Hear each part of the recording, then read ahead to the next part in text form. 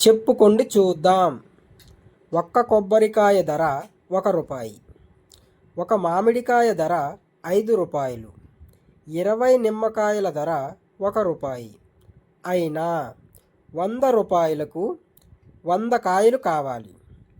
3 కలిపి. అయితే ఏ కాయలు ఎన్నెన్ని వస్తాయి? చెప్పుకోండి చూద్దాం.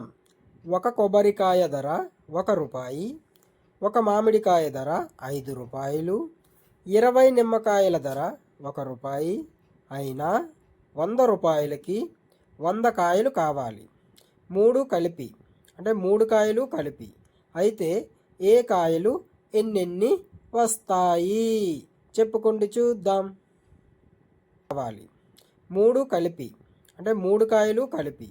అయితే ఏ కాయలు ఎన్నెన్ని వస్తాయి?